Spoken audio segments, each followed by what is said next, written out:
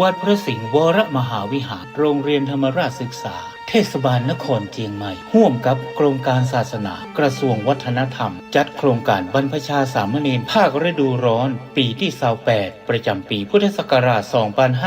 2569น้อมอุทิศถวายเป็นพระราชกุศลแด่สมเด็จพระนางเจ้าสิริกิติ์พระบรมราชินีนาถพระบรมราชชนนีพันปีหลวงเฉลิมพระเกียรติสมเด็จพระกนิษฐาธิราชเจ้ากรมสมเด็จพระรัตนราชสุดาสยามบรมราชกุมารีในวโรกาสเจริญพระชนมายุ71 พรรษาณวัดพระสิงห์วรมหาวิหารตำบลพระสิงห์อำเภอเมืองจังหวัดเชียงใหม่วันที่2ถึง13เมษายนพุทธศักราช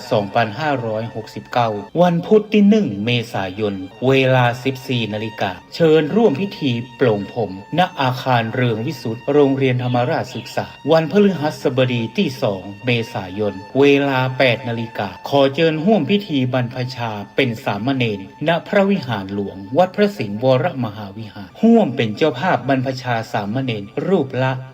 1,500 บาทหรือถ้าเป็นเจ้าภาพภัตตาหารน้ำปานะถวายสามเณรภาคฤดูร้อนทุกรูปติดต่อสอบถามรายละเอียดเพิ่มเติมได้ที่พระครูปริยัติกิจจาภิวัตรโทรศัพท์0892642485หรือบริจาคสมทบทุนได้ที่ธนาคารกรุงไทยชื่อบัญชีโรงเรียนธรรมราชศึกษาเลขที่บัญชี 5400138 ได้ตั้งแต่วันนี้เป็นต้นไป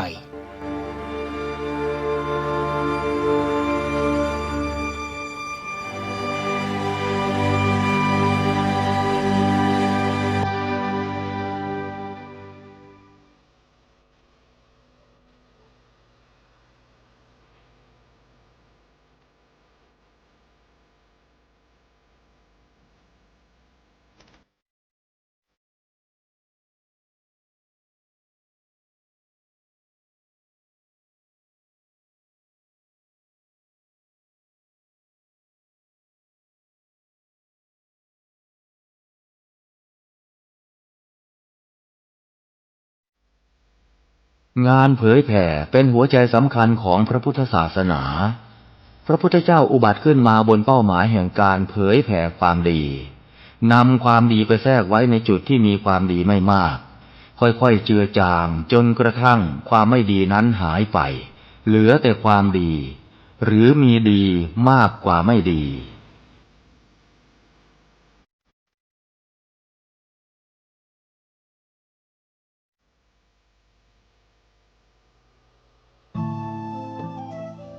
ท่านกำลังติดตามรับฟังสถานีวิทยุกระจายเสียงพระพุทธศาสนาแห่งชาติและสังคม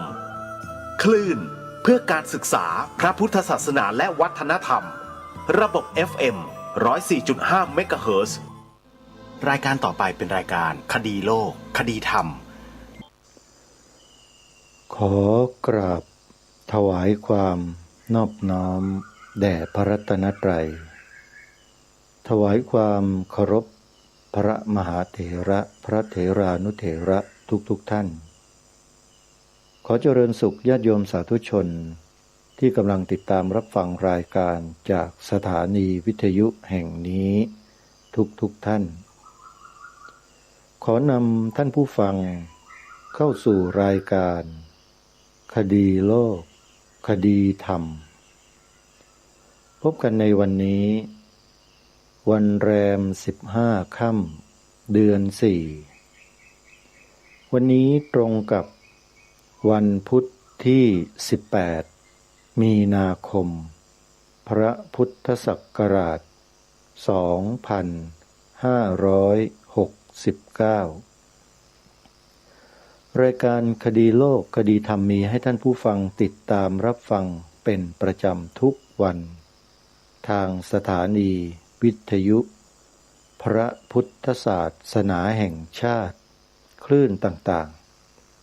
ๆท่านผู้ฟังสามารถติดตามรับฟังรายการนี้ทางโทรศัพท์มือถือได้ทั่วโลกโดยการดาวน์โหลดแอปพลิเคชันที่ชื่อว่าวิทยุพุทธศาสนาทั่วไทยวิทยุพุทธศาสนาทั่วไทย เป็นสถานีวิทยุที่เปิดธรรมะออกอากาศให้สาธุชนได้ติดตามรับฟังกันเป็นประจำทุกวันแอปพลิเคชันดังกล่าวรวบรวมสถานีวิทยุพระพุทธศาสนาไว้ทั้งสิ้น40กว่าสถานีวิทยุเหล่านี้มีพระภิกษุสงฆ์เป็นผู้อำนวยการสถานีวิทยุ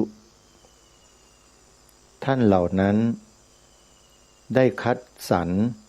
ธรรมะที่ดีๆมีประโยชน์มาเปิดออกอากาศตลอด24ชั่วโมงให้เราได้สดับรับฟังเพื่อศึกษาเรียนรู้กิจกรรมทางพระพุทธศาสนาในหลักของไตรสิกขาอย่างต่อเนื่องสาธุชนที่บอกให้ผู้อื่นดาวน์โหลดแอปพลิเคชันนี้ได้บุญเพราะเท่ากับว่าช่วยเผยแผ่ธรรมะเป็นทานสัพพทานังธรรมทานังชินาติการให้ธรรมะเป็นทานชนะการให้ทั้งปวงพระสัมมาสัมพุทธเจ้าตรัสยืนยันไว้เพราะฉะนั้นถ้าหากท่านใดต้องการได้บุญแบบไม่ต้องลงทุนอะไรมากเพียงแค่ใช้วาจาของเราสร้างบุญสร้างกุศลก็สามารถทำได้โดยการแนะนำให้ผู้อื่นดาวน์โหลดแอปพลิเคชันวิทยุพุทธศาสนาทั่วไทยเพียงเท่านี้เราก็เก็บเกี่ยวบุญได้ตลอด24ชั่วโมงจึงขอเรียนเชิญเจริญพรศรัทธาสาธุชนร่วมบุญโดยไม่ต้องใช้จ่ายใดๆแล้วได้บุญแต่บุญในลักษณะเช่นนี้เราจะได้เฉพาะตนเท่านั้นแต่คนอื่นไม่ค่อยได้ประโยชน์จากเราเท่าไหร่คนที่สดับรับฟังธรรมะแล้วมีความเข้าใจว่าไม่ต้องไปทำบุญอย่างอื่นอีกเลยอันนี้คือความเข้าใจผิดแปลว่ายังไม่ใช่สัมมาทิฏฐิแต่เป็นมิจฉาทิฏฐิการทำบุญตามหลักที่ถูกต้องนั้นจะต้องทำให้ครบทั้ง3ประการพระสัมมาสัมพุทธเจ้าตรัสสอนไว้คือบุญกิริยาวัตถุเรื่องของการทำบุญมีอยู่3ประการที่เหล่าบรรดาพุทธศาสนิกชนต้องทำอยู่เป็นเนืองนิดจึงจะชื่อว่าบุญสำเร็จ 1. ทานการให้สิ่งของปัจจัยเครื่องอาศัยที่จำเป็นเช่นเสื้อผ้าเครื่องนุ่งห่มอาหารน้ำดื่มยารักษาโรคที่อยู่อาศัยที่เรารู้จักกันในชื่อปัจจัย4ที่จำเป็นนั่นเองนี่คือการให้ทาน 2. รักษาศีลเราต้องวิรัติงดเว้นการกระทำอันเป็นการเบียดเบียนชีวิต ทรัพย์สิน สิทธิ ความโกหก ความหลอกลวง และการทำลายชีวิตตัวเองด้วยเครื่องของดองเมายาบ้ายาม้ายาอียาเสพติดทั้งหลายทั้งปวงนี่คือการรักษาศีลเราต้องกำหนดด้วยตัวของเราเอง 3. การเจริญภาวนาหลายคนไม่ค่อยชอบไม่ค่อยสนใจการเจริญภาวนาเพราะการเจริญภาวนานี้ทำให้เกิดความอึดอัดขัดเคืองใจรำคาญใจวุ่นวายใจน่าเบื่อเซ็งหลายคนเป็นอย่างนั้นพอจับเข้ามาอยู่ในพื้นที่อันสงบแล้วก็ให้สงัดอยู่ไม่ได้ใจมันดิ้นรนใจมันร้อนรนโอ้ยสารพัดเจริญภาวนากันไม่ค่อยจะได้แต่หารู้ไม่ว่าไอ้ตัวที่มันร้อนรนสับสนที่มันวุ่นวายนั่นแหละตัวดีนักแลมันเกิดให้เราเห็นเนี่ยมันดีนักแลเราจะได้ใช้ภาวนานี่แหละไปศึกษาเรียนรู้ไปดูมันให้เห็นให้เข้าใจให้ได้อย่างลึกซึ้งพอรู้จักมันแล้วมันก็จะเป็นเกลอของเราเมื่อเป็นเกลอของเราแล้ว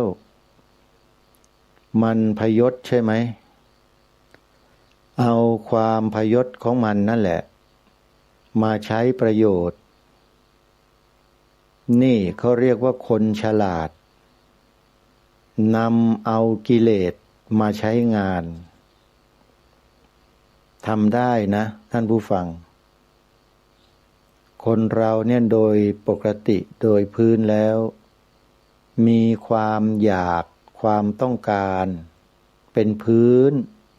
ในใจของคนเราเนี่ยแต่ทีนี้คนเรานำเอาความอยากเนี่ยไปใช้ในทางที่ไม่ดีเสียส่วนมากแต่ไม่เคยนำเอาความอยากเนี่ยมาทำความดีกันสักเท่าไหร่จริงหรือไม่อย่างไรนั้นขอท่านผู้ฟังพิจารณาสำหรับผู้ดำเนินรายการแล้วมองเห็นในข้อนี้ชัดเจนตั้งแต่บวชพรรษาแรกเพราะเมื่อบวชพรรษาแรกก็เข้าสู่สำนักวิปัสสนากรรมฐานเลยครูบาอาจารย์ท่านสอนให้ภาวนาก็ภาวนาไปตามที่ท่านบอกท่านแนะนั่นแหละโดยที่ไม่เคยรู้จักมาก่อนไม่เคยเรียนไม่เคยอ่านไม่เคยเขียนไม่เคยรู้เลยว่าไอ้เดินจงกรมไอ้นั่งสมาธิเนี่ยเขาทำไปเพื่ออะไรอันนี้พูดด้วยความสัตย์จริงนะโยมอาตมาไม่เคยรู้มาก่อน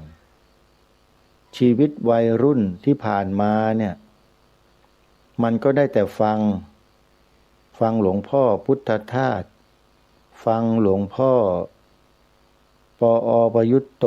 ฟังอาจารย์เสถียรโพธินันทะส่วนมากอาจารย์เสถียรเนี่ยชอบฟังมาก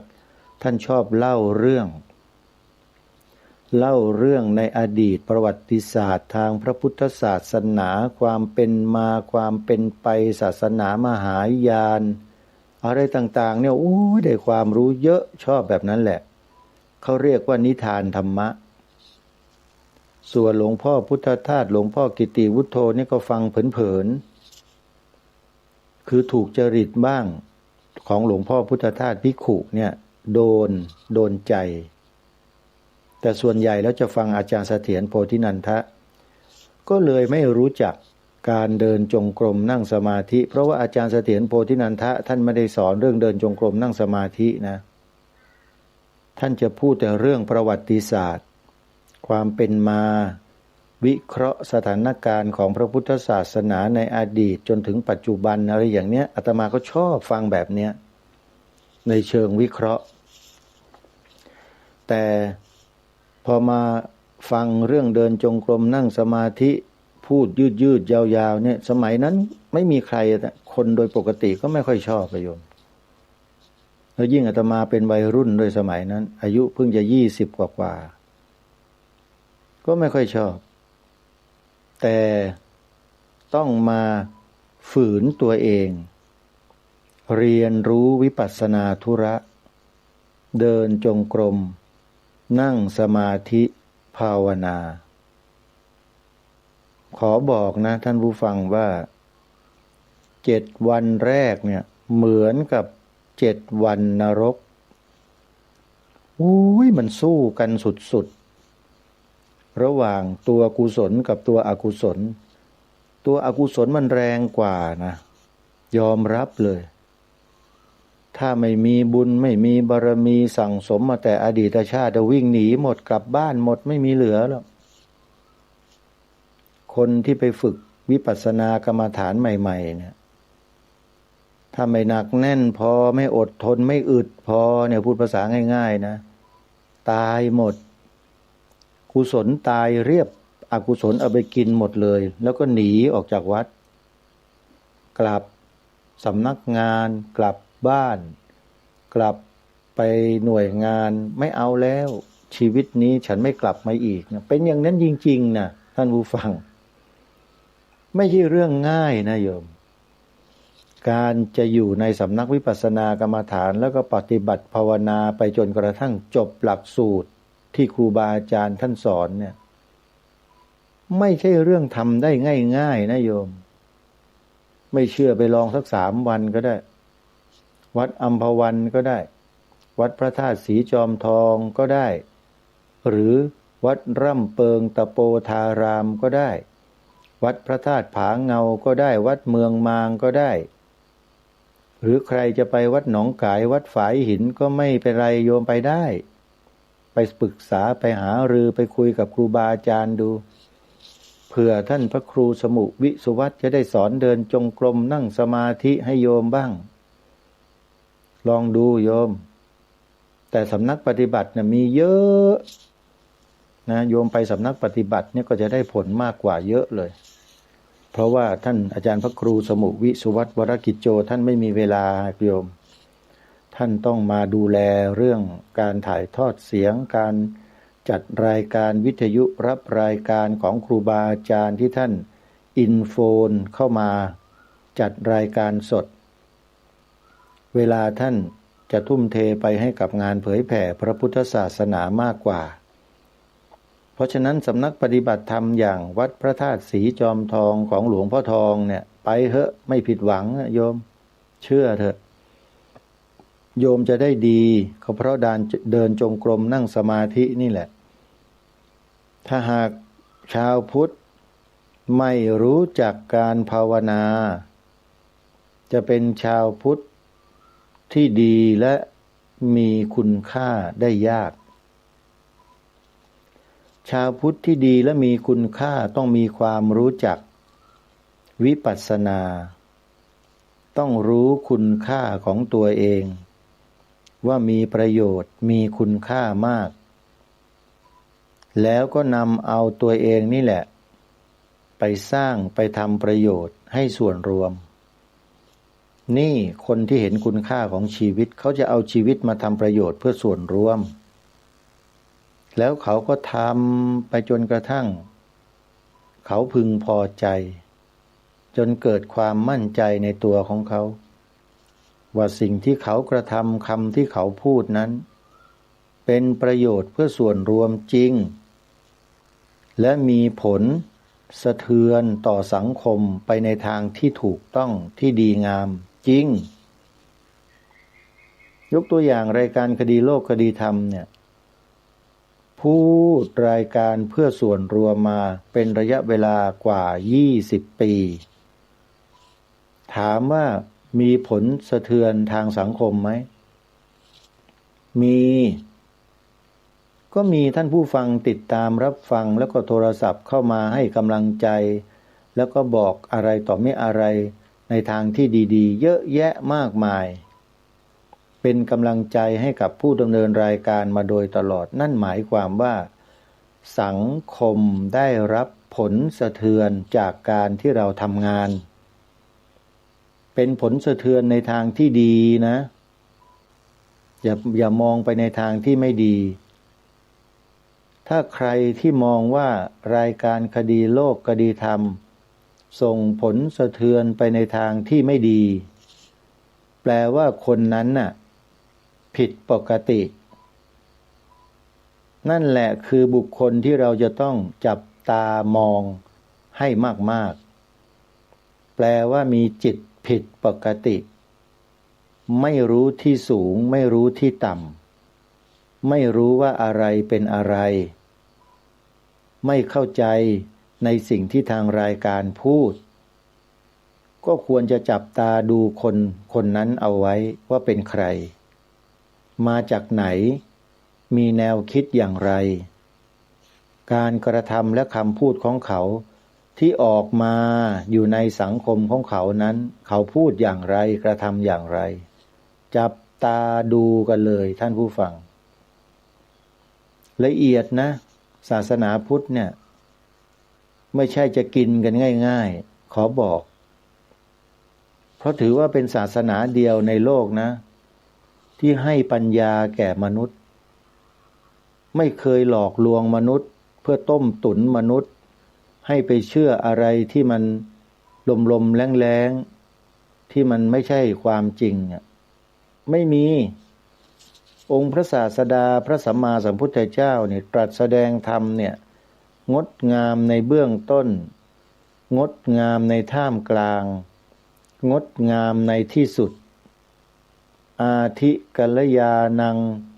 มัชเชกัลยานังปริโยสานะกัลยานังเราสวดทำวัดเช้ากันทุกวันสรรเสริญพระสัมมาสัมพุทธเจ้าของเรามีความสุขมากๆที่เราได้สวดสรรเสริญพระสัมมาสัมพุทธเจ้าเป็นบุญเป็นกุศลทุกคำสวดพุทโธสุสุโธกรุณามหันนาโวโยจันตสุทภรยานโลจโนจำได้นะโยมนะสวดทุกวันจิตใจปราบปลื้มยินดีที่เรามีพระศาสดาสัมมาสัมพุทธเจ้าเป็นศาสดาของเรานี่ไงรายการคดีโลกคดีธรรมจึงมาย้ำมาบอกพวกเราเสมอว่าช่วยกันปกป้องคุ้มครองรักษาความถูกต้องอันนี้ไว้ด้วยกันนะ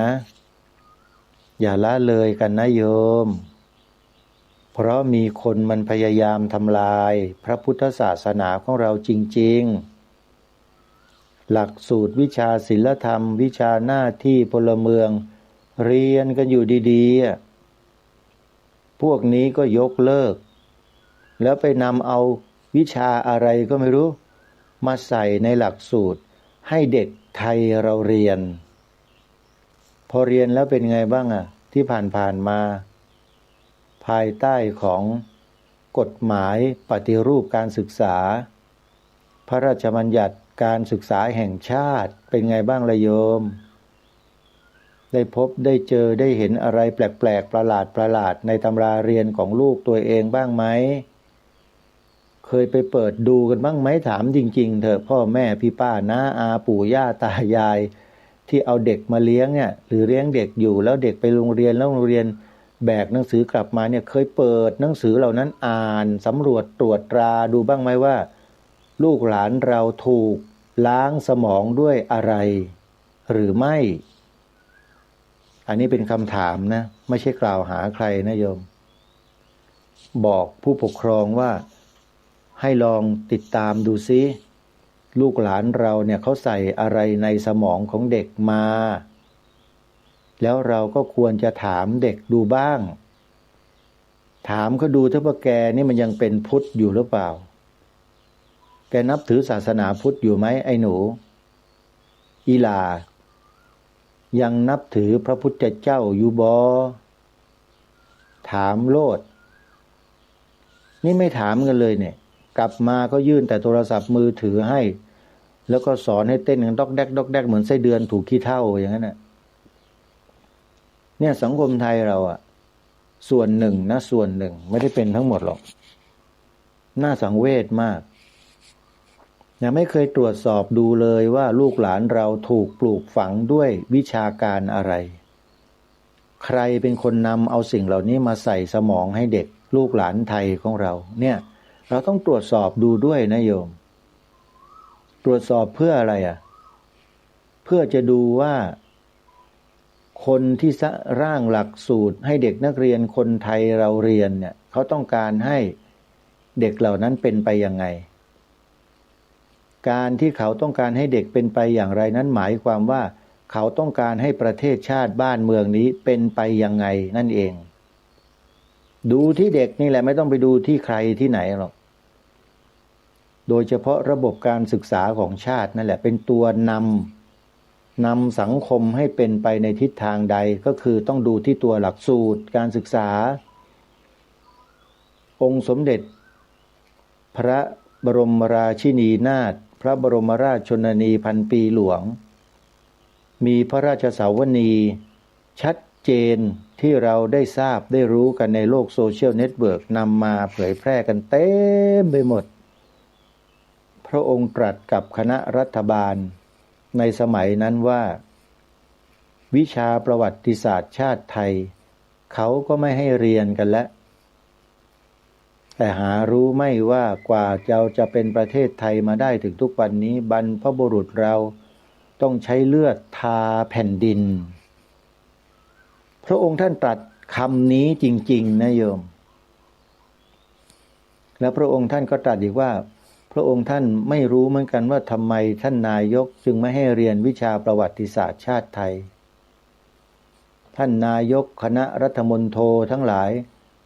นั่งทำตาปริบๆฟังหูซ้ายไม่รู้ว่าจะทะลุไปหูขวาหรือเปล่า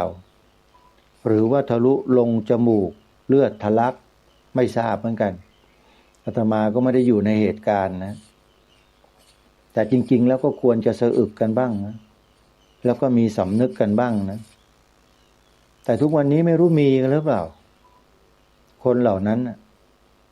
คิดว่าไปนั่งอยู่ในตำแหน่งใหญ่โตขนาดนั้นแล้วโอ้โหวิเศษวิโสยิ่งกว่าเทวดาไงไม่รู้หารู้ไหมว่าบาปมหันต์กรรมอันหนักกำลังรออยู่ถ้าทำนโยบายแห่งรัฐไปในทางที่เป็นบุญเป็นกุศลให้เกิดกุศลไปในทางที่ชอบแล้วก็บุญกุศลก็จะได้เป็นก้อนใหญ่มโหฬารเลยแต่ถ้าทำนโยบายแห่งรัฐไปในทางที่บาปที่กรรมที่ไม่ดีนรกมหึมาก็รออยู่เหมือนกันอันเนี้ยมันหนีไม่พ้นหรอกท่านผู้ฟังจะอยู่ในตำแหน่งไหนหน้าที่อะไรมันหนีพ้นกรรมกันที่ไหนล่ะหนีไม่พ้นเจตนาของพวกคุณที่ทำต่อประเทศชาติบ้านเมืองแล้วส่งผลกระทบต่อพระพุทธศาสนาของชาติบ้านเมืองกระทบต่อสถาบันความมั่นคงต่อสถาบันพระมหากษัตริย์เนี่ยนั่นคือบาปมหันต์เลยนะแล้วยิ่งคุณเป็นใหญ่ด้วยคุณยิ่งทำหนักเลยเพราะมันเป็นไปทั้งประเทศไม่ใช่เฉพาะจุดใดจุดหนึ่งประชาชนทำบาปทำกรรมเนี่ยก็ได้แค่ประชาชนคนเดียวที่ทำเท่านั้นอาจจะส่งผลกระทบกระเทือนไปข้างๆคนรอบข้างไม่กี่คนแต่ถ้าคุณเป็นใหญ่เป็นโตแล้วคุณใช้อำนาจบาดใหญ่นั้นมาทำสิ่งที่มันส่งผลกระทบที่ไม่ดีต่อชาติบ้านเมืองเนี่ยคุณลองคิดดูสิว่ามันหนักแค่ไหนแล้วบาปกรรมเวรกรรมมันหนักนะมันตกมาถึงประชาชนด้วยดิเดือดร้อนไปด้วยถ้าประชาชนไม่เดือดร้อนประชาชนเขาก็ไม่พูดกันหรอกเพราะคุณออกแนวนโยบายของรัฐมาอย่างนั้นนะ ก็มีอยู่หลายครั้งนะออกแนวนโยบายของรัฐมาตัดวิชาศาสนาพุทธออกจากโรงเรียนน่ะตัดออกหมดแม้แต่คำว่าวัดมันก็ตัดออกหน้าโรงเรียนตัดออกจากหน้าคำหน้าชื่อของโรงเรียนก็มีนั่นไงเห็นไหมล่ะเป็นใหญ่เป็นโตแล้วมันทำอะไรกันน่ะนะไอ้สิ่งดีๆไม่ทำไอ้เราก็ออกไปเรียกร้องไปรณรงค์กันว่าอ้าวบัญญัติไว้ในรัฐธรรมนูญสิให้ศาสนาพุทธเป็นศาสนาประจำชาติแล้วก็จะได้อาศัยบทบัญญัติของรัฐธรรมนูญอันเนี้ยมาอ้างกำหนดหลักสูตรของชาติบ้านเมืองนำวิชาศีลธรรมวิชาหน้าที่พลเมืองกลับมาทำไหมไม่ทำนอกจากไม่ทำแล้วมันยังไปพูดต่อต้านคัดค้านอยู่ในสภากันอีกด้วยพวกนี้เห็นไหมเห็นตัวกันเป็นหรือยังโยมอาตมาภาพพูดไปเดี๋ยวก็หาว่าพระมาพูดการเมืองอีกนั่นแหมทำไมอวิชชาหนาจัดอย่างนั้นคนพวกนี้พูดธรรมะให้ฟังแท้ๆหาว่าพูดการเมืองท่านผู้ฟังสาธุชนทุกท่านพูดเรื่องนี้ทีไรแล้วเครื่องยนต์มันเดือดปุดเลยนะโยมแม่จันทิพย์นะอาตมาเนี่ยเพราะมันรู้ไงฮะรู้ไส้สนกลในว่าเป็นอย่างไรรู้ว่าคนเหล่านี้เขาคิดอะไรเขาจะทำอะไรกับประเทศของเราก็เพราะรู้นะโยมมันถึงเดือดปุดมันอยากจะพูดแรงๆแต่ก็เกรงใจญาติโยมเรานะฮะอาตมาก็จะสงวนไว้เอาไว้พูดเฉพาะในใจตัวเองแล้วกันโยมคงจะไม่ออกมาทางวาจาบ่อยเดี๋ยวโยมจะรับกันไม่ได้แล้วก็จะเลิกรารับฟังรายการไปก็ต้องขอเข้ามาด้วยนะโยมนะคำใดที่หลุดไปบ้างเนี่ยก็ขอให้เข้าใจอาตมาเถอะ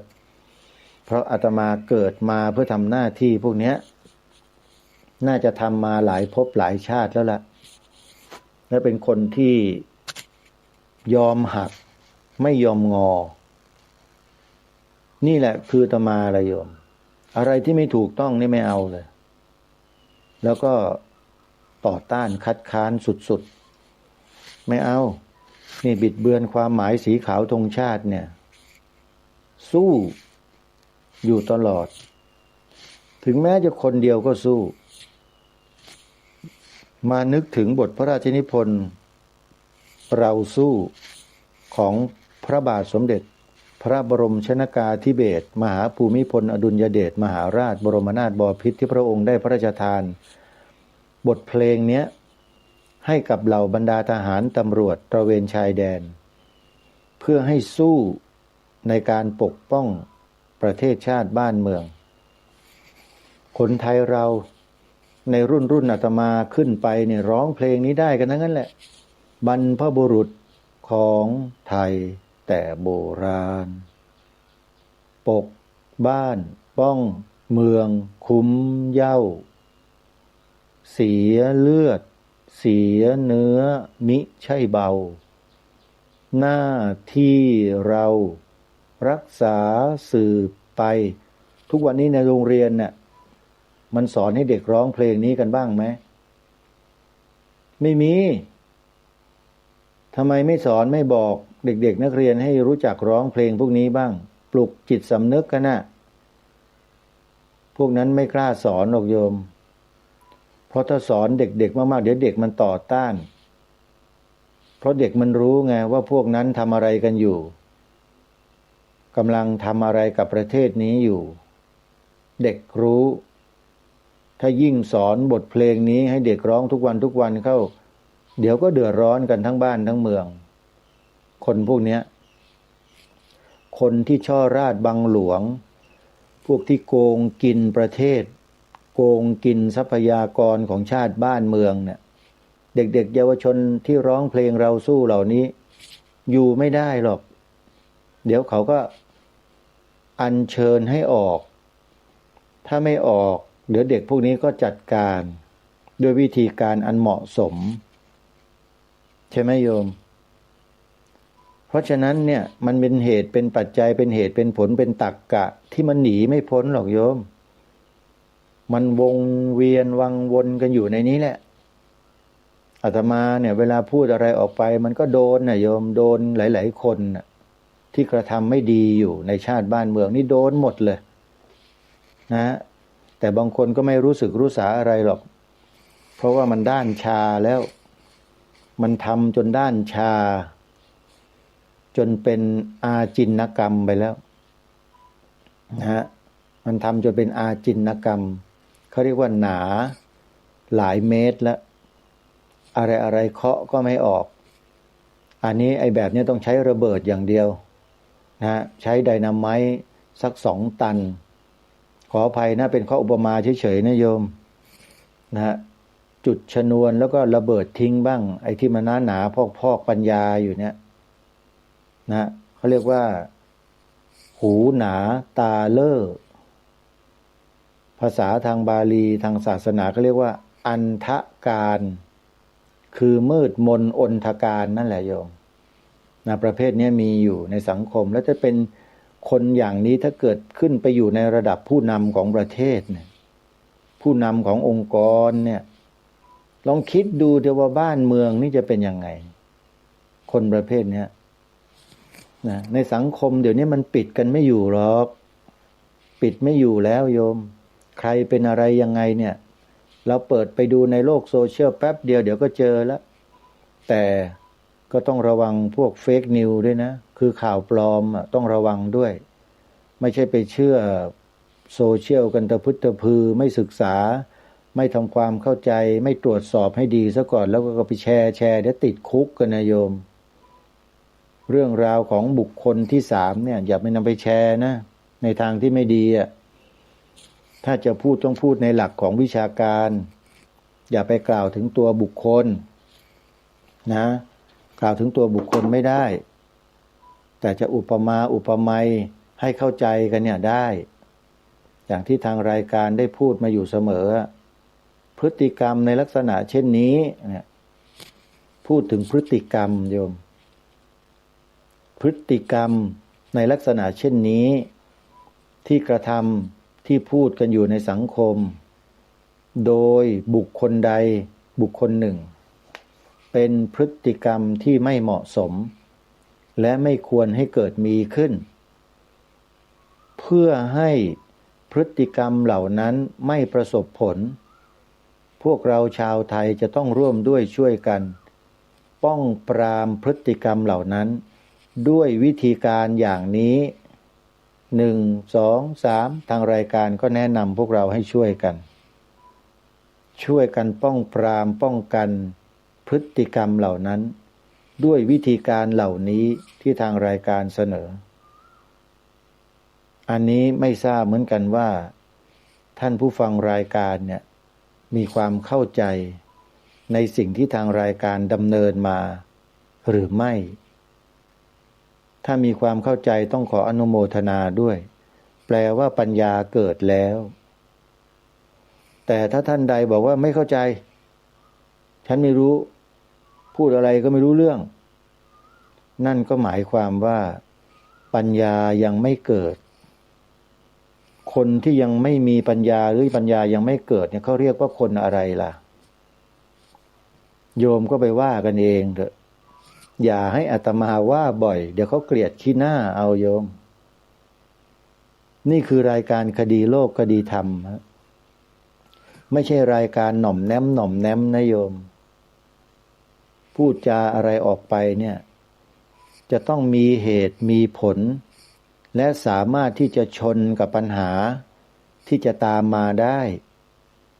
พร้อมอยู่แล้วไงเพราะสิ่งที่เราพูดนั้นเป็นสิ่งที่ถูกต้องของชาติบ้านเมืองไม่ใช่ถูกต้องใจเรานะอาตมาไม่มีความจำเป็นหรอกไม่มีความสำคัญด้วย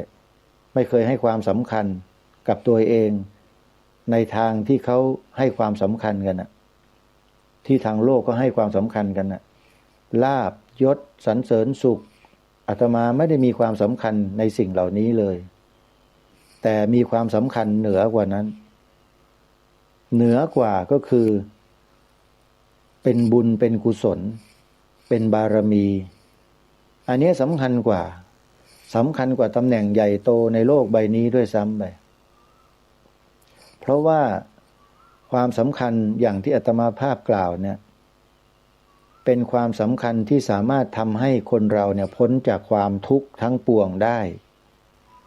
แล้วไม่ต้องไปเสวยความทุกข์กันอีกอนาคตก็จะมีแต่ไปในทางที่หลุดพ้นเบาสบายไร้กังวลหมดไม่มีเหลือเชื้อแห่งความทุกข์ใดๆทั้งสิ้นนั่นคือเป้าหมายจึงทำหน้าที่ในลักษณะเช่นนี้บอกกล่าวกับผู้คนในสังคมให้รับรู้รับทราบถึงปัญหาแล้วก็ช่วยกันแก้ปัญหาในทางที่เหมาะสมถูกต้องและไม่เป็นการเบียดเบียนใครด้วยการที่ทางรายการมารณรงค์ให้พวกเรากล่าวและพูดด้วยวาจาของเราว่าพระพุทธศาสนาเป็นศาสนาประจำชาติไทยของเราประโยคที่หนึ่งประโยคนี้เป็นการไปด่าใครไหมไปกล่าวหาโจมตีใครไหมไปต่อว่าใครไหมไม่มีและก็ไม่ใช่เลยใช่ไหมโยมประโยคที่สองก็เหมือนกันที่รณรงค์มาโดยตลอดให้พวกเราได้ช่วยกันกล่าวสอนลูกหลานเยาวชนนักเรียนให้กล่าวตามนี้ว่าสีขาวในธงชาติไทยหมายถึงพระพุทธศาสนาเท่านั้นไม่รู้เหมือนกันว่าเด็กหญิงทอฝันจากอำเภอวังสะพุงจังหวัดเลยเนี่ยกล่าวสองประโยคนี้ได้หรือยังถ้ากล่าวได้แล้วช่วยส่งเสียงผ่านรายการคลินิกพุทธธรรมของหลวงปู่พระครูอุดมวรานุวัตรวัดศรีอุดมวงศ์ในรายการด้วยนะตอน2 ทุ่มหรือ3 ทุ่มของท่าน3 ทุ่มนะหลานทอฝันถ้ากล่าว2 ประโยคนี้ได้กล่าวออกรายการหน่อยนะเดี๋ยวหลวงตาจะคอยฟังหลานทอฝันกล่าว2 ประโยคเนี้ยจำได้ไหมประโยคแรกพระพุทธศาสนาเป็นศาสนาประจำชาติไทยของเราประโยคที่สองสีขาวในธงชาติไทยหมายถึงพระพุทธศาสนาเท่านั้นถ้าพวกเราไม่กล่าวไม่พูด2 ประโยคนี้บ่อยๆให้เข้าหูพี่น้องคนไทยบ่อยๆสิ่งเหล่านี้มันจะหายไปจากจิตใจของคนไทยในที่สุดและในขณะเดียวกันอีกฝ่ายหนึ่งเขากล่าวประโยคที่เขาต้องการให้คนไทยได้ยินได้ฟังได้เขียนได้อ่านได้เรียนในตำรับตำราเขาพยายามสุดชีวิตจนกระทั่งสิ่งที่เขาต้องการนั้นมันมาปรากฏอยู่ในจิตในใจลูกหลานเราแล้วคิดดูสิฮะเขาตะเกียกตะกายเขาขยายผลกันขนาดไหนกว่าจะได้มาแล้วเขาก็ทำได้แต่ได้ด้วยวิธีการอย่างไรนั้นเชื่อว่าพี่น้องประชาชนคนไทยชาวพุทธเราคงจะทราบดียังไงล่ะที่ว่าทราบดีอาตมาเคยตั้งคำถามญาติโยมย้อนถามกลับกับคำถามที่โยมถามอาตมาว่าแล้วทำไมผู้หลักผู้ใหญ่ในบ้านเมืองเขาไม่ทำล่ะท่านมาพูดอยู่คนเดียวเนี่ยมันจะทำอะไรได้จำได้ไหมว่า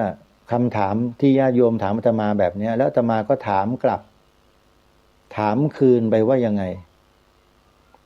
อาตมาก็ถามคนนั้นกลับไปว่าโยมตอบคำถามอาตมาก่อนโยมเชื่อไหมว่าไอ้ตำแหน่งใหญ่ๆโตๆในโลกใบนี้เขาใช้เงินซื้อกันได้ถ้าโยมตอบคำถามนี้ได้โยมก็ได้คำตอบจากอาตมาเต็ม100%ไม่รู้ว่าโยมตอบได้หรือยังถ้าตอบได้นั่นแหละคือคำตอบของอาตมาแหละเพราะฉะนั้นไม่ต้องสงสัยนะว่าทำไมผู้หลักผู้ใหญ่ในบ้านในเมืองเขาจึงไม่พูดไม่กล่าวไม่แสดงอย่างที่รายการคดีโลกคดีธรรมกล่าว คงหายสงสัยใช่ไหมโยมนั่นแหละจึงมารณรงค์ให้พวกเราคนไทยที่เป็นประชาชนอย่านิ่งเฉยกับปัญหาเหล่านี้ให้ช่วยกันทั้งพระเจ้าพระสงฆ์เราด้วยโดยเฉพาะพระสงฆ์ที่เป็นนักแสดงธรรมบรรยายธรรมให้ความรู้จัดรายการวิทยุเป็นผู้ดำเนินรายการเนี่ยอันนี้สำคัญมากเพราะคุณพูดไปครั้งเดียวเนี่ยมันดังกระจายไปทั่วทั้งแผ่นดินโดยรอบรัศมีของการออกอากาศคนฟังเป็นเรือนพันเป็นเรือนหมื่นนะท่านเหมือนผมพูดรายการออกไปเนี่ยมีญาติโยมฟังรายการอยู่เป็นจำนวนมากหลายสถานีในหลายภูมิภาคของประเทศก็เป็นประโยชน์ต่ออะไรล่ะประโยชน์ต่อชาติต่อพระศาสนาต่อพระมหากษัตริย์เพราะรายการคดีโลกคดีธรรมที่มาทำรายการอยู่ทุกวันนี้ทำเพื่อ3 สถาบันนะไม่ใช่ทำเพื่อตัวเองหรือเพื่อใครคนใดคนหนึ่งจะมีกล่าวประชาสัมพันธ์งานบุญงานกุศลให้ครูบาอาจารย์บ้างก็เป็นเรื่องธรรมดาเป็นเรื่องปกติที่เราจะต้องนำข่าวสารงานบุญเนี่ยมาบอกมากล่าวมาแจ้งกันไม่ใช่เห็นแก่ตัวนะครับแต่เห็นแก่พระศาสนาวัดใดสำนักใดส่งข่าวมาส่งข้อมูลมาถ้าผมพิจารณาแล้วเห็นว่าควรประชาสัมพันธ์ให้ผมก็ประชาสัมพันธ์แต่อันไหนที่ยังไม่ประชาสัมพันธ์ให้ก็อาจจะยังไม่ถึงเวลาก็ต้องรอไปก่อนนี่อย่างวันที่21วันเสาร์เนี่ยประชาสัมพันธ์ให้เลยจะมีงานทำบุญสถานีวิทยุที่วัดศรีอุดมวงศ์ตำบลศรีสงครามอำเภอวังสะพุงจังหวัดเลยก็ประกาศเชิญชวนญาติโยมที่ติดตามรับฟังรายการวิทยุจากทางสถานีวัดศรีอุดมวงศ์ 101.75 เมกะเฮิรตซ์ไปร่วมงานบุญกันเราได้ประโยชน์จากสถานีวิทยุของท่านอาจารย์พระครูเมื่อเราได้ประโยชน์จากการฟังแล้วเวลาสถานีวิทยุจะทำบุญสถานีปีหนึ่งครั้งเดียวเราไม่ไปเนี่ยมันน่าเสียดายนะโยมนะน่าเสียดายเนี่ยอาตมาพูดเพราะแล้วนะโยมพูดว่าน่าเสียดายนะแต่ไม่พูดว่าน่าอย่างอื่นเพราะว่าถ้าพูดไปแล้วเดี๋ยวโยมจะโกรธอาตมาไม่พูดโยมไม่พูดน่าเสียดายโยมไปนะโยมนะครูบาอาจารย์ท่านทำงานมาตลอดทั้งปีมีกิจกรรมให้เราไปร่วมแค่วันเดียวแล้วถ้าเราไม่ไปเนี่ยน่าเสียดายขอเชิญนะโยมนะ21มีนาคมร่วมงานทำบุญสถานีวิทยุวัดศรีอุดมวงศ์ 101.75 เมกะเฮิรตซ์ที่ตำบลศรีสงครามอำเภอวังสะพุงจังหวัดเลยหมายเลขโทรศัพท์สอบถามรายละเอียด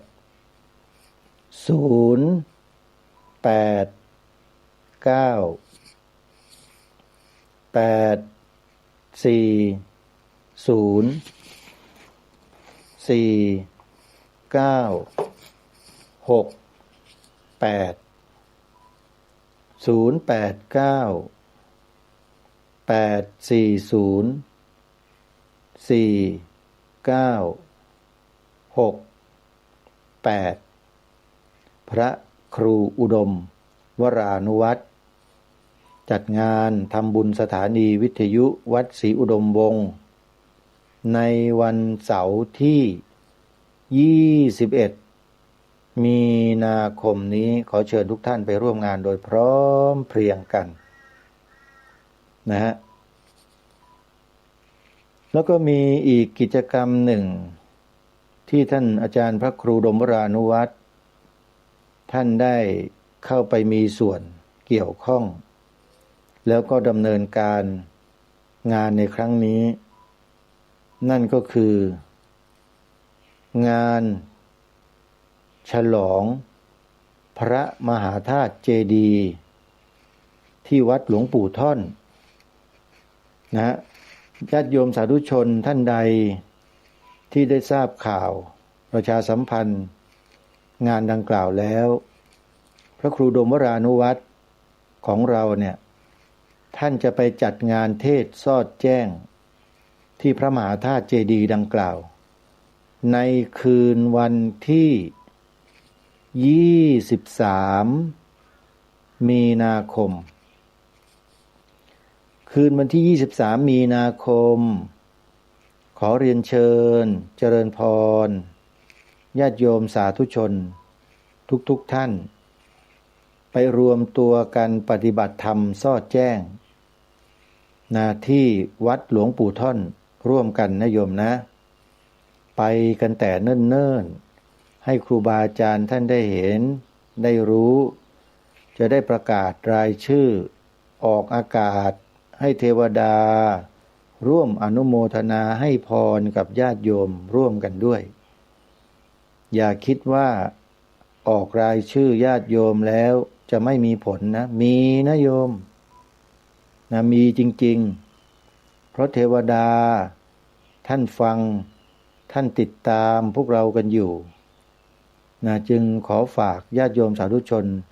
ให้ร่วมด้วยและช่วยกันนะอย่าช้าอย่ารอนะโยมนะงานในลักษณะเช่นนี้เนี่ยเกิดขึ้นเพียงแค่ครั้งเดียวเท่านั้นนะงานฉลององค์เจดีย์ที่สำคัญเนี่ยแล้วใครถ้าไปร่วมงานนี่ถือว่าเป็นประวัติศาสตร์ของพระเจดีย์องค์นี้ที่จะมีอายุยืนยาวนานไปหลายร้อยปีเป็นพันปีนะโยมแล้วในประวัติศาสตร์ในอนาคตไอ้ลูกหลานเยาวชนเราที่มันเกิดมาทีหลังเมื่อพันปีต่อมาเนี่ยมันจะได้เชิดชูเกียรติยศของมันว่าปู่ย่าตาทวดฉันเนี่ยเคยมาร่วมงานที่พระมหาธาตุเจดีย์องค์นี้นะเห็นไหมมันก็จะเกิดเป็นบุญเป็นกุศลนะต่อยอดกันไปอย่างนี้ต่อดวงวิญญาณของปู่ย่าตาทวดไปตลอดเลยเนี่ยข้อนี้หลายคนยังไม่เข้าใจว่าทำไมจึงต้องไปงานแบบนี้เพราะมันเป็นประวัติศาสตร์ของชีวิตนะญาติโยมเพราะฉะนั้นอย่าลืมนะ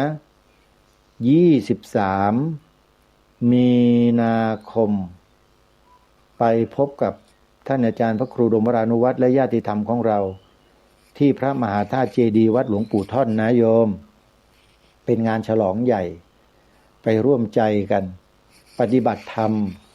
สอดแจ้งเป็นพุทธบูชานี่คือการเข้าเฝ้าพระสัมมาสัมพุทธเจ้านะเพราะพระมหาธาตุเจดีย์นั้นประดิษฐานหรือบรรจุพระบรมสารีริกธาตุของพระสัมมาสัมพุทธเจ้าไว้แล้วถ้าเรามีโอกาสแล้วไม่ไปเนี่ยเสียดายเวลาและโอกาสของชีวิตครั้งเดียว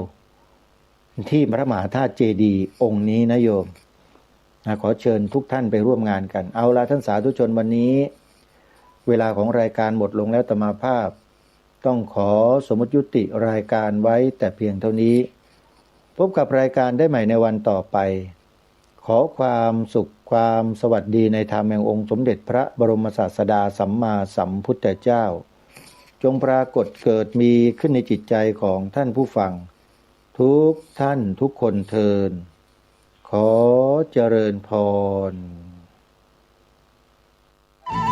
ที่จบไปแล้วนั้นเป็นรายการคดีโลกคดีธรรมดำเนินรายการโดยพระครูประหลัดณรงค์ฤทธิ์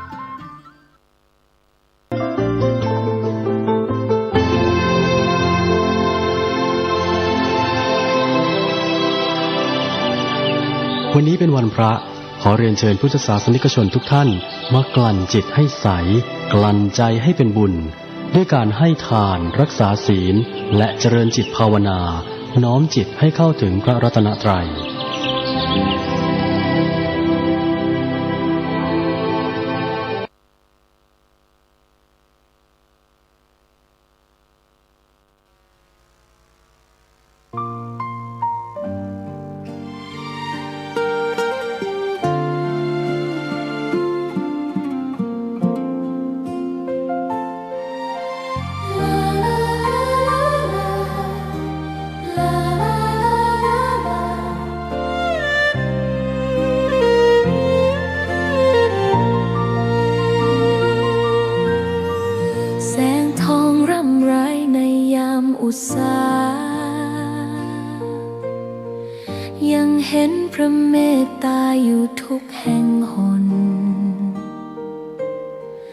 น้ำพระทัยฉโลมใจคนทั่วพื้นแผ่นดินยังอบอุ่นรอยยิ้มพระพักตร์ยังส่องแสงในดวงใจไทยไม่ลืมเสียงสายลมแผ่วเบาเหมือนเอ่ยคำปลอบว่าพระองค์ยังอยู่ใกล้ขอกราบแทบบาทด้วยรักนิรันดร์น้ำตาหลั่งพลันจากใจคนไทยแม้เสด็จสู่ฟ้าไกลแต่พระหฤทัยอยู่ในแผ่นดินนี้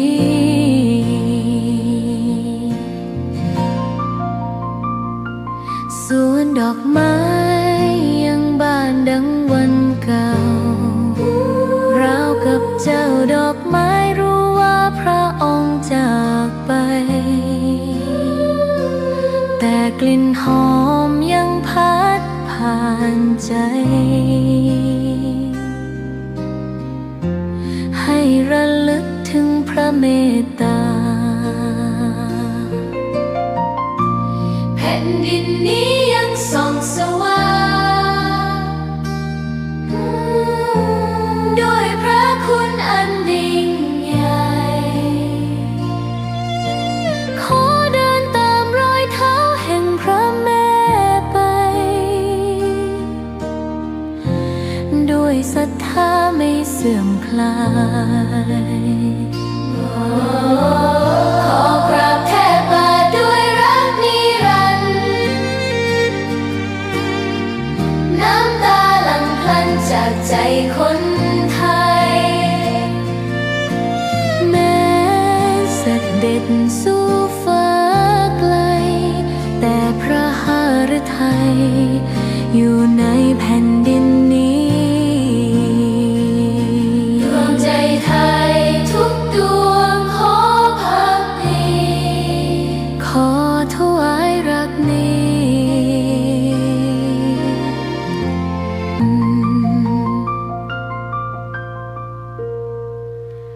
แด่พระพันปีหลวง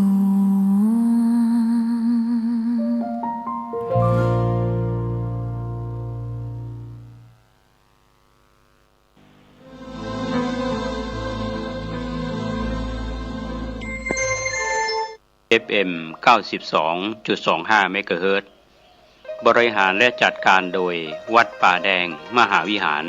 ส่งกระจายเสียงจากเลขที่ 71 หมู่ที่ 14 บ้านใหม่หลังมอ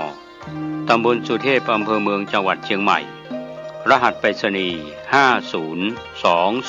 50200 หมายเลขโทรศัพท์ 081881881569 0520000636-7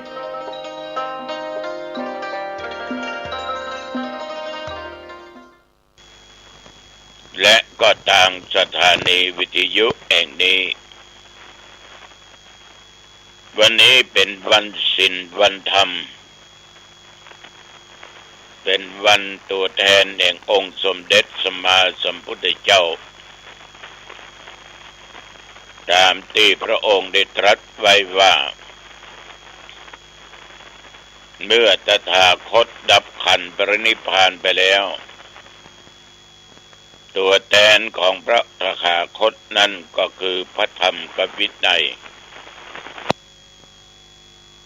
ฉะนั้นญาติโยมวันนี้อาจจะบูชาพระรัตนตรัยแล้วทบทวนข้อศีลสิกขาบทในปัญจศีลนั้นคือแก่ญาติแก่โยมเพื่อเป็นการเตือนสติกันลืมแล้วก็จะสวดพุทธมนต์ต่อไปอระหังสัมมาสัมพุทโธภะคะวา ภะคะวันตังอภิวาเทมิกราบพระพุทธสวากขาโตภะคะวะตาธัมโมธัมมังนัมมัสสามิกราบพระธรรมสุปฏิปันโนภะคะวะโตสาวกสังโฆสังฆังนัมมามิกราบพระสงฆ์นะโมตัสสะภะคะวะโตอะระหะโตสัมมาสัมพุทธัสสะนะโมตัสสะภะคะวะโตอะระหะโตสัมมาสัมพุทธัสสะนะโมตัสสะภะคะวะโตอะระหะโตสัมมาสัมพุทธัสสะพุทธังสรณังคัจฉามิธัมมังสรณังคัจฉามิสังฆังสรณังคัจฉามิทุติยัมปิพุทธังสรณังคัจฉามิทุติยัมปิธัมมังสรณังคัจฉามิทุติยัมปิสังฆังสรณังคัจฉามิตติยัมปิพุทธังสรณังคัจฉามิตติยัมปิธัมมังสรณังคัจฉามิตติยัมปิสังฆังสรณังคัจฉามิปานาติปาตาเวระมณีสิกขาปัตตังสมาธิยามิสิกขาบทนี้ละเว้นจากการฆ่าสัตว์ตัดชีวิตทุกชนิดอตินนาทานาเวระมณีสิกขาปัตตังสมาธิยามิสิกขาบทนี้ละเว้นจากการลักการโลภการโกงเอาของคนอื่นมาเป็นของตัวกาเมสุมิจฉาจาราเวระมณีสิกขาปัตตังสมาธิยามิสิกขาบทนี้ละเว้นจากการล่วงเกินสามีภรรยาของคนอื่นมุสาวาทาเวระมณีสิกขาปัตตังสมาธิยามิสินสิกขาบทนี้ละเว้นจากการกล่าวคำเท็จคำส่อเสียดติสินนินทาคำหยาบคำเพ้อเจ้อสุราเมรยะมัจจปมาทฐานาเวระมณีสินสิกขาบทนี้ละเว้นดื่มของมึนเมามีฝิ่นกัญชาเฮโรอีนยาบ้ายามาเป็นต้นอันเป็นสิ่งเสพติดปัญจศีลังศีลทั้ง5ข้อนี้ขอให้มีในจิตในใจสีเลนะสุขติงยันติจะถึงความสุขจากนี้จากหน้าได้เพราะศีลสีเลนะโภคสัมปทามนุษย์สมบัติสวรรค์สมบัติจะเกิดขึ้นได้ก็เพราะศีลสีเลนะนิพพุติงยันติจะถึงนิพพานได้ก็เพราะศีลตัสมาสีลังวิโสทะเยคือมีสติสัมปชัญญะทบทวนดูข้อศีลว่ามีข้อไหนดังพร้อยก็จงรักษาข้อนั้นได้ดีต่อไป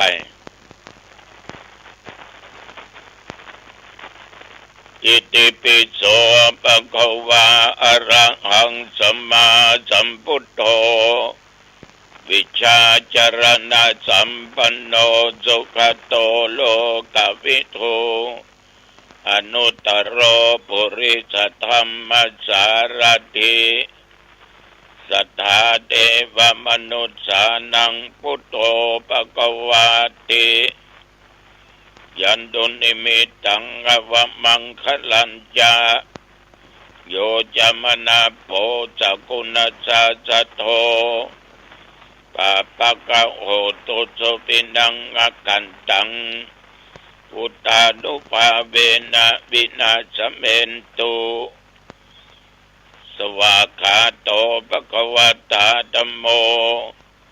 สันติติโกอากาลิโกเอหิปัสสิโกโอปนายิโกปัจจตังเวทิตาโพวินยูอิติยันตุนิมิตังอวมังคลัญจา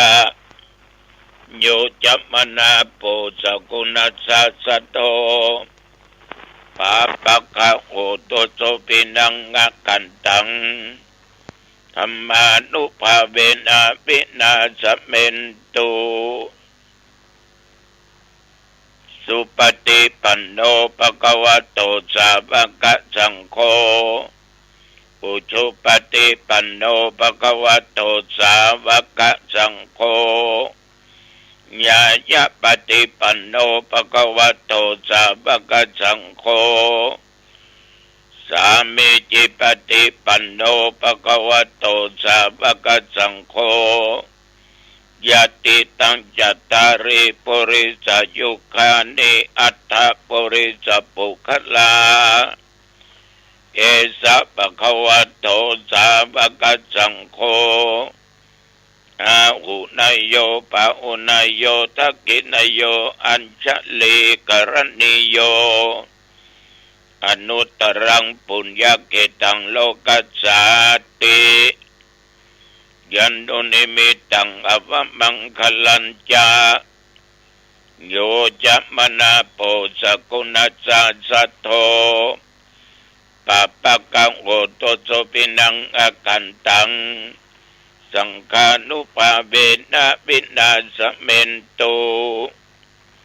โพชังโฆสติสังคโตธัมมนังวิจโยตถาวิริยัมปิติปัสสติโพชังคาจะตถาปะเรสมาธุเปกขะโพชังคาสัตเตเตสัพพทักษินามุนินาสมัตตกตาปวิตาภาหุลิกตา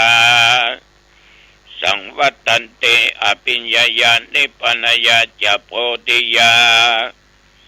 เอเตนะสัจจวัชเชนะโสติเตโอตุสัพพทาเอกัสสมิงสมเยนะโทโมกลานันจักกัสปังคิลเนตุกิเตติสวาโพชังเคสสัตตะเตสัญเยเตจตังอภินันติตวาโรคามุตยิงสุตังคะเนเอเตนะสัจจวัชเชนะโสติเตโอตุสัพพทาเอกทาธัมปราชาปิเขลัญเยนะปิปิริโต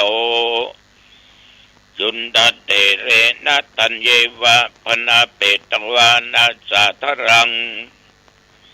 สัมโมติตวาจะอปัตตาตัมอาวุธาติสนะโสเอเตนะสัจจวัชเชนะโสติเตโอตุสัพพทาปะอินาเตจะอปัตตาตินนัมปิมะเยสินังมัคคะอัตตะกิเลสาวะปัตตานุปติธัมมตังเอเตนะสัจจวัชเชนะโสติเตโอตุสัพพทาสกัตตัวพุทธรัตนังโอสตังอุตตมังปรังหิตังเทวมนุษย์สัตดังพุทธเตเชนะโสทินานัสสันตุปตวาสเปตุขาบุปัสสเมนตุเตส กัดตัวธรรมรัตนังโอสตังอุตมังวรังปัลลิราอุปสมนังดัมมเตเชนะโสทินานัสสันตุปตวาสเปพยาวุปัสเมนตุเตสกัดตัวสังฆ